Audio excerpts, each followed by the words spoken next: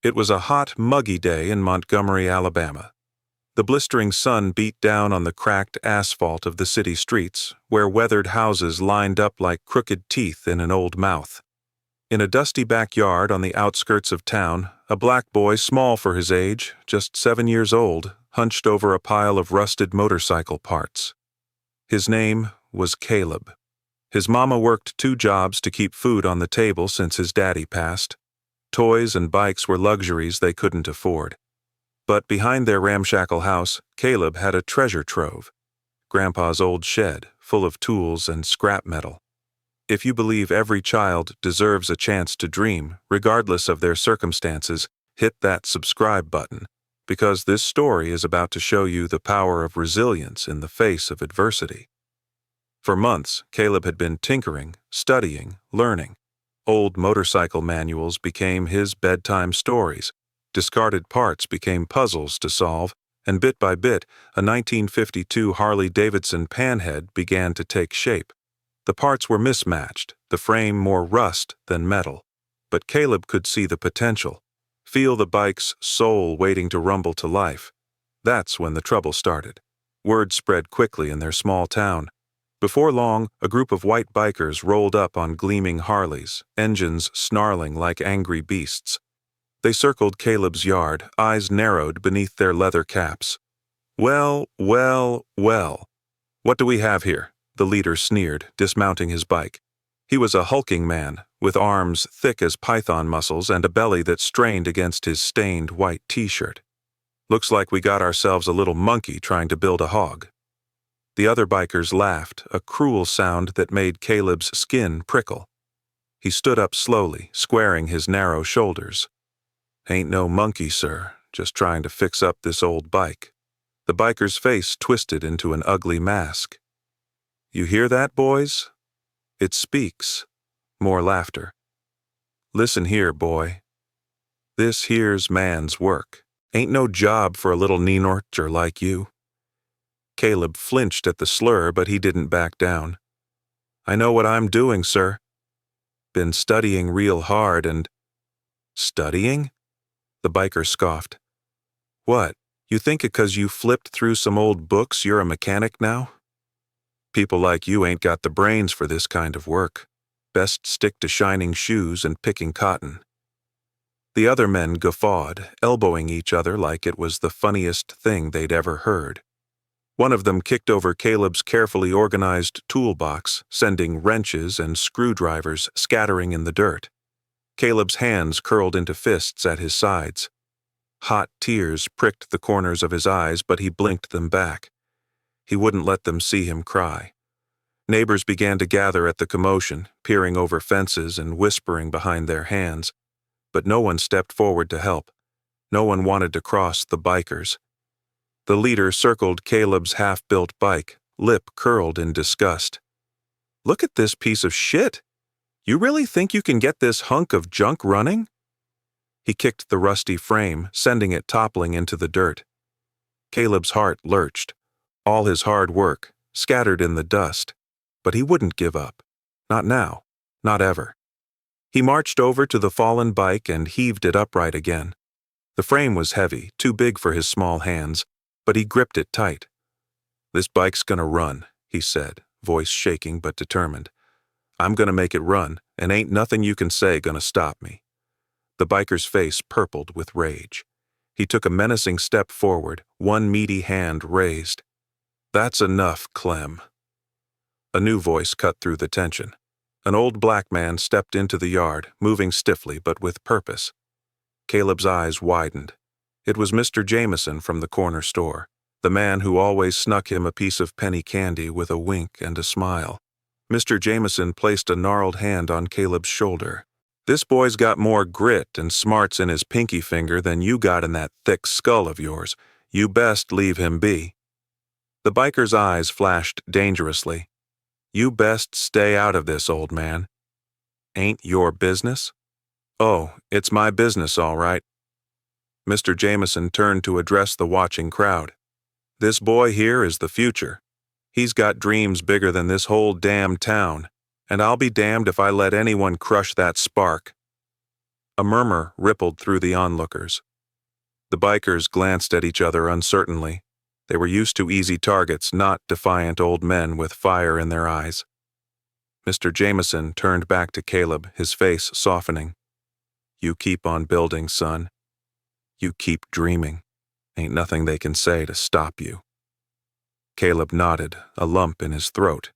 He looked down at the motorcycle, at the parts scattered in the dirt. He had work to do. Caleb's story is just beginning. If you believe in the power of dreams and the strength of community, hit that like button and subscribe. Because the most unexpected heroes often come in the smallest packages. As the sun began to set over Montgomery, Caleb sat on the stoop of his back porch, staring at his grease-stained hands. Mr. Jameson's words echoed in his head. He thought back to all the hours he'd spent in Grandpa's shed, poring over motorcycle manuals until the pages were soft as cloth. Grandpa had been a mechanic back before the war. He'd promised to teach Caleb everything he knew. But then the cancer came, swift and merciless. It stole Grandpa's strength, his breath, his life. All he left behind were his tools and a half-whispered promise, "You've got a gift, son. Ain't nothing you can't fix if you put your mind to it." Caleb had taken those words to heart. He'd started with lawn mowers, graduating to old car engines. The motorcycle was his biggest project yet, and he wouldn't let anyone stop him from finishing it. Not the bikers, not the naysayers, not the ache in his back or the calluses on his hands. He glanced over at Mr. Jameson, who sat beside him in companionable silence. The old man had stayed to help him gather up his tools, unfazed by the slurs and threats hurled by the departing bikers. "Why'd you help me, Mr. Jameson?" Caleb asked quietly. "Ain't no reason for you to go making trouble for yourself." Mr. Jameson smiled, slow and sad. "I was you once, boy. Had big dreams, big plans. But I let the world beat 'em out of me. Let myself believe I wasn't smart enough, strong enough, good enough." He shook his head. "But you? You're different. You've got a light inside you, bright as the sun, and I'll be damned if I let anyone snuff it out." News of the confrontation spread like wildfire through the small town. By morning, everyone was talking about the little black boy who had stood up to the bikers. Some folks shook their heads, muttering about uppity children who didn't know their place. But others whispered in secret, voices tinged with awe and admiration. At the corner store, old men gathered to gossip over checkerboards and cigarettes. "I heard that boy's a regular prodigy," one said, tapping his nose knowingly. "Taught himself engineering just like that." "Ain't no prodigy," another scoffed. "Probably stole those parts from the junkyard." You know how those people are. But Mr. Jameson just smiled to himself, saying nothing. He knew the truth. He'd seen the calluses on Caleb's hands, the determination in his eyes. That boy was special, and he'd prove it to the whole damn town. As the days passed, Caleb worked tirelessly on his bike. He salvaged parts from abandoned cars, bartered for tools with the pocket change he earned doing odd jobs. Slowly but surely, the motorcycle began to take shape, and people began to take notice. Curious neighbors peeked over the fence, watching as Caleb bent over the engine, tongue poking out in concentration. Children gathered to ooh and ah over the gleaming chrome, daring each other to touch the sleek leather seat. Even the bikers couldn't seem to stay away. They'd roar past Caleb's house, engines revving loudly, hurling insults and empty beer cans. But Caleb just kept his head down and his hands busy. He had work to do. I apologize for the confusion. Here is Block 2 of the script, without the act labels, as a fluid and continuous narrative. 3 months to the day since he'd found that rusty engine, Caleb stood in his backyard, a sea of people surrounding him. Word had spread about the boy mechanic, and folks had come from all over to see the unveiling of his creation. The crowd was a mix of curious neighbors, skeptical old-timers, and leather-clad bikers. They murmured and jostled, craning their necks for a better view. Caleb's mama stood at the front, her work-worn hands clasped tightly in front of her. She'd taken the day off from both her jobs to be here, to support her boy. Caleb took a deep breath, his small hand resting on the handlebars of the gleaming motorcycle. The once rusted frame now shone with fresh paint, the metal polished to a high shine. The engine was a work of art, a symphony of pistons and gears, lovingly tuned. He turned the key, felt the bike rumble to life beneath him. The crowd fell silent, eyes wide with disbelief, and then, with a roar that shook the earth, Caleb took off. He tore down the street, the wind whipping through his hair, the bike responding to his every touch like an extension of his own body. He could feel the eyes of the town on him, could hear their gasps and shouts over the purr of the engine. He rode like a demon, like a king, like a boy with something to prove.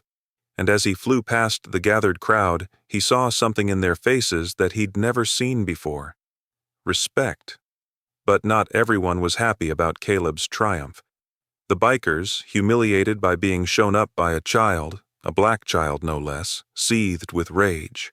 Led by Clem, they stormed the local police station, demanding that Caleb be arrested for theft.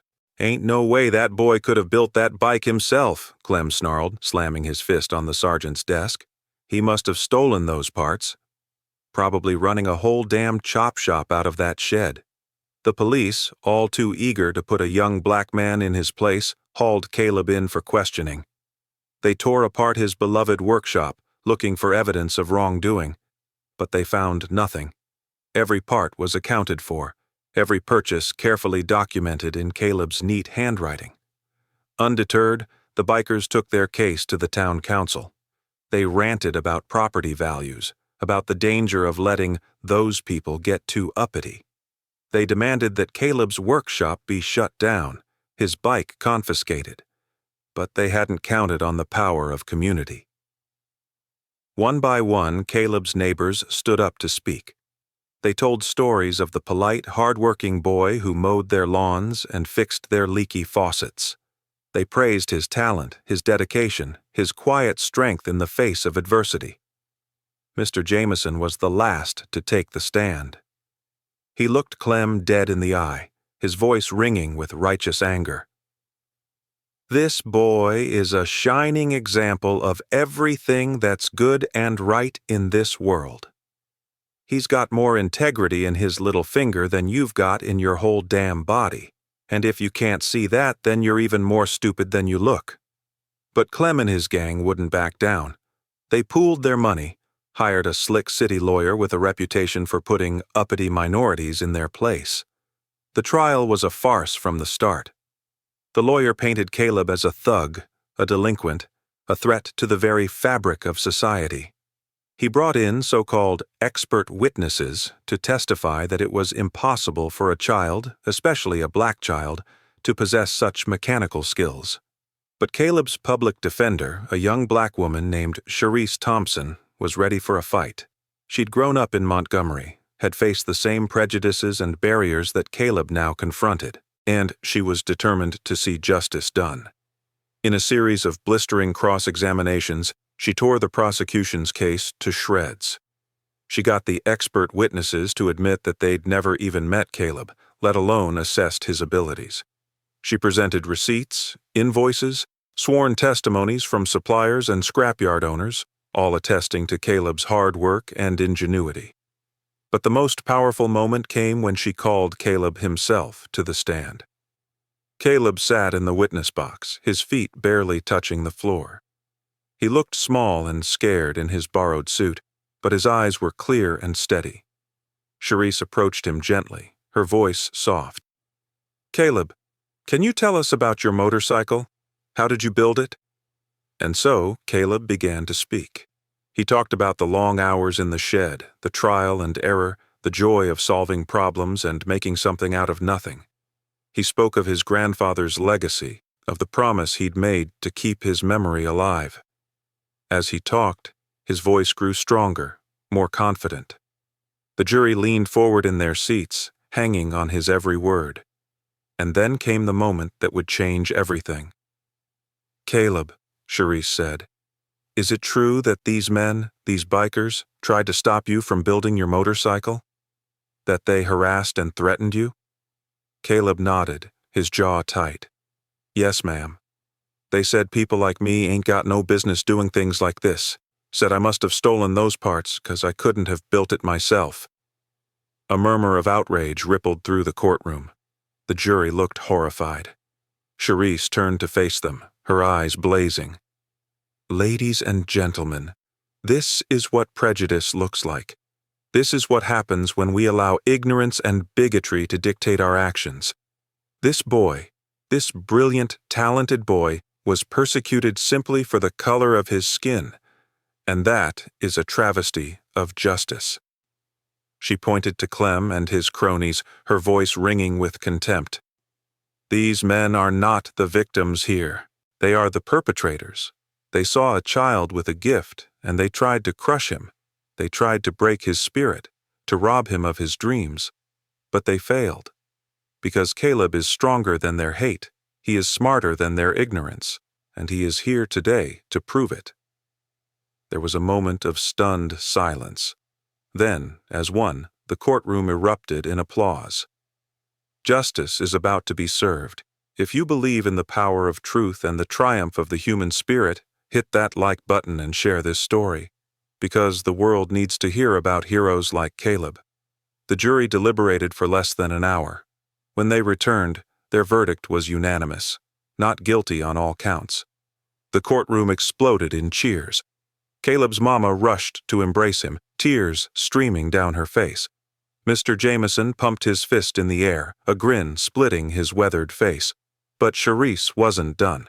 She turned to the judge, her voice steady and clear. "Your Honor, I move to dismiss all charges against my client with prejudice.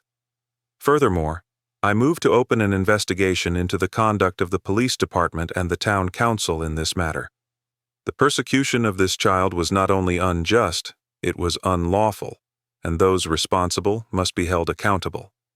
The judge, a stern-faced white man, looked out over the courtroom.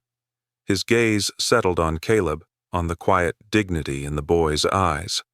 "Motion granted," he said, his gavel falling like a thunderclap. "Case dismissed." The news of Caleb's vindication spread like wildfire. The story of the young black boy who had built a motorcycle from scratch, who had stood up to prejudice and hatred and won, captured the hearts and minds of the nation. Reporters descended on Montgomery, clamoring for interviews with the boy genius. TV crews set up camp outside Caleb's house, eager to catch a glimpse of the pint-sized prodigy. But Caleb wanted none of it. He retreated to his workshop, to the comfort of his tools and his engines. This was where he belonged, where he felt most at home. His mama worried about him, about the attention, the pressure. But Mr. Jameson just chuckled. "Let the boy be," he said. "He's got work to do." And work he did. With the money from the settlement, Caleb was able to buy new tools, better parts. He spent long hours in his workshop, tinkering, experimenting, dreaming up new creations. Word of his talent spread.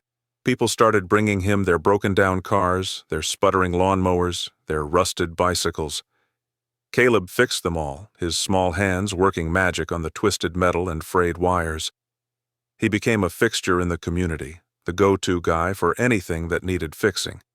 And as he worked, he talked, sharing his knowledge, his passion, his dream of one day opening his own garage. The children of the neighborhood flocked to him, drawn by his quiet charisma, his gentle patience. He taught them how to change a tire, how to check the oil, how to listen to the purr of an engine and know what was wrong. He became a mentor, a role model, a beacon of hope in a town that had long been plagued by poverty and despair. Years passed. Caleb grew taller, stronger, his hands permanently stained with grease and oil.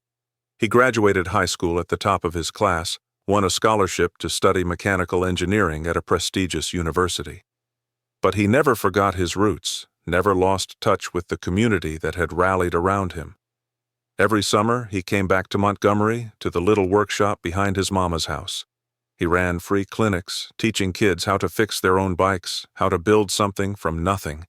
He spoke at schools, at community centers, sharing his story, his message of perseverance and hope.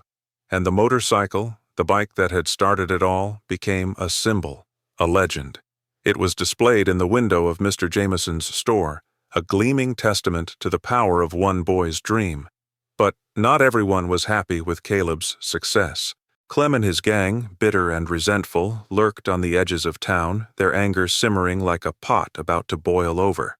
They couldn't stand to see a black man succeed, couldn't bear the thought of being shown up by someone they considered beneath them. They plotted and schemed, looking for a way to bring Caleb down. Their chance came on a hot summer night, when Caleb was working late in his workshop. They crept up on him in the darkness, armed with chains and bats and hatred. But they had underestimated him, just as they always had. Caleb was ready for them, had been ready for them all his life. He fought like a demon, like a man possessed. He wielded his tools like weapons, his years of hard work giving him strength and speed and a fierce, unbreakable will. He beat them back, sent them running into the night, their tails between their legs. And as he stood there, chest heaving, blood dripping from his split knuckles, he knew that this was his moment, his chance to make a stand. He called the police, demanded that charges be pressed. He stood tall in the courtroom once again, this time not as a defendant, but as a plaintiff, a warrior for justice. And the town stood with him, a united front against the forces of hate and bigotry. They marched in the streets, they packed the courtroom, they raised their voices in a chorus of solidarity. Clem and his gang were convicted, sentenced to years behind bars. And as they were led away in handcuffs, Caleb felt a sense of closure, of vindication. But he knew that the fight was far from over. He knew that there were still barriers to be broken, still minds to be changed. And he knew that he had a responsibility, a duty to use his voice, his talent, his success to make a difference. So he worked harder than ever, pushed himself to new heights. He started a foundation dedicated to providing opportunities for underprivileged kids, to nurturing the next generation of dreamers and doers. He became a leader in his field, a trailblazer, a visionary. He designed engines that were more efficient, more environmentally friendly. He created machines that could help farmers in drought-stricken areas, that could bring clean water to communities in need. And through it all, he never forgot the lessons he had learned in that little workshop behind his mama's house. The value of hard work, of perseverance, of staying true to oneself in the face of adversity. He became a legend, an inspiration, a shining example of what was possible when one dared to dream big. And as he stood on the stage, accepting yet another award for his groundbreaking work, he looked out over the sea of faces, the young and the old, the black and the white, all united in their admiration, their respect, their love. And he knew that this was his true legacy, his greatest achievement. Not the motorcycles or the engines or the accolades, but the lives he had touched, the hearts he had changed, the world he had made a little bit better, a little bit brighter. He smiled, his eyes shining with the light of 1,000 suns, and he began to speak, his voice ringing out clear and strong and full of hope. "Dreams are powerful things," he said. "They can lift us up, carry us forward, give us the strength to keep going even when the road gets rough. But dreams are nothing without action, without the courage and determination to make them real. I stand before you today, not because I am special, but because I was lucky enough to have people who believed in me, who stood by me, who fought for me when I couldn't fight for myself. And that is the message I want to leave with you today. Believe in yourself, yes, but more importantly, believe in each other, stand up for each other, fight for each other. Because in the end, we are all in this together. And together there is nothing we cannot achieve." The crowd rose to their feet, a standing ovation, a thunderous applause. And Caleb stood tall, his heart full to bursting, his eyes fixed on the horizon, on the bright, shining future that lay ahead. This is the power of dreams, of community, of standing up for what is right. If Caleb's story has touched your heart, if it has inspired you to be a little bit braver, a little bit kinder, a little bit more determined, then please hit that subscribe button, like this video, and share it with everyone you know. Let's start a conversation, a movement, a revolution of hope and empathy and understanding. Let's build a world where every child, no matter their background, no matter the color of their skin, has the chance to dream big and make those dreams a reality. Leave a comment below and tell us, what is your dream? What will you do to make it come true? And how will you use your success to make a difference in the world? We are all in this together. And together, we can change the world. One dream at a time. Where are you watching from? Let us know in the comments below. And remember, no matter where you are, no matter who you are, your voice matters, your story matters, your dreams matter. So keep dreaming, keep fighting, keep believing. Because the world needs more heroes like Caleb. The world needs more heroes like you.